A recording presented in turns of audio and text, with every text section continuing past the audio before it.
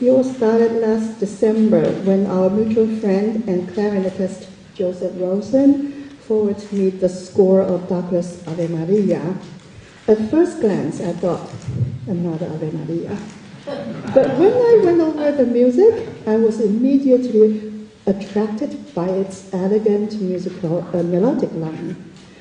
Douglas smiled when I told him later that I was happy it's not atonal. I emailed him right away and asked if I could perform this piece. My request was granted with a prompt reply. Thus began my brief friendship with a great man and a great composer. We continued to correspond with email and phone conversations, plus Skype coaching for my two performances. One at the Cincinnati Art Museum in June, followed by the concert in July in Geneva, Switzerland.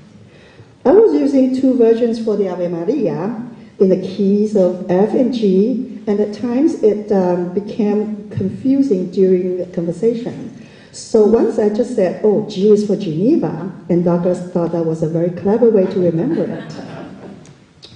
And I sang G today. Douglas granted me the permission to claim the Ave Maria world premiere of the solo soprano and piano version at the Geneva concert on July 24th. He emailed with blessings just 2 days before the concert, and I could not imagine he would be gone a week after. We met in person twice in Manhattan. The first time was in March of this year at my daughter Melody's senior showcase at the photography department at NYU Tisch. She's here today. Douglas took the subway to meet us at NYU. We had never met, so I kept staring at the elevator, wondering how I was supposed to recognize him from hundreds of people who came that night. I did. The minute that the elevator door opened, there he was, curly silver hair, his cell phone clipped on a strip dangling around his neck.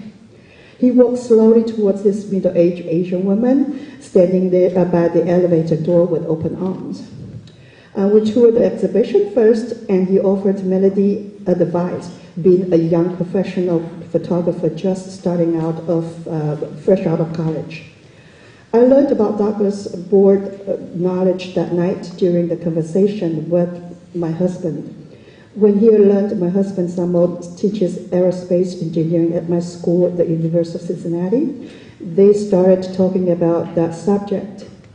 And I remember so well that Douglas said that he would love to live for another 50 years, so he could witness by then, if by then humans could travel to Mars. We met again in Manhattan in late May, and this time with Jean, and they gave me a promotional CD with Douglas' two operas, Lima Beans and Floating Diesel. How could I not like them just by the titles alone? Especially the Floating Diesel, which I have no idea what that is, which Douglas said is the 20-minute operetta to be performed by children.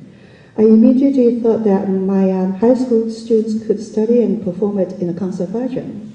And I also like the Lima Beans with 3 characters, a soprano, a tenor, and a baritone. 1 act, 20 minutes, no big deal. If you could do it in concert version as well, it would be easier to put together than a full-length production of a 3-act opera. I was very excited about our future collaboration, and so were Douglas and Jean. I was so looking forward to seeing them again when I returned from Asia and Europe in August. I did not want to believe that Douglas was gone when Jean emailed me 5 days after his passing. Didn't he just email me and was so excited about my Geneva premiere?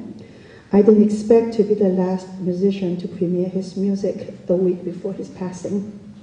What about our August meeting when we were going to review my Geneva recording and discuss the Lima Beans and Floating Diesel again?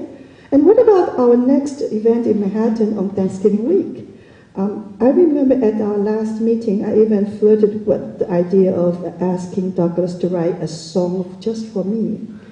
I like to think that he might have started a few measures already. A former student of mine recently told me that she had just taken a graduate entrance exam, and there was a question about Douglas' fantasy motifs or Baccarat. and the manner in which he blended scholarly composition and humor when reciting familiar tunes. You will have the opportunity to hear this premiere of this work today, right after the intermission in this quintet version. Douglas will be remembered as one of the great American composers of the 20th and 21st century. I'm honored to have known the great man and his music during the last year of his life. I just wish it was longer than just 7 months.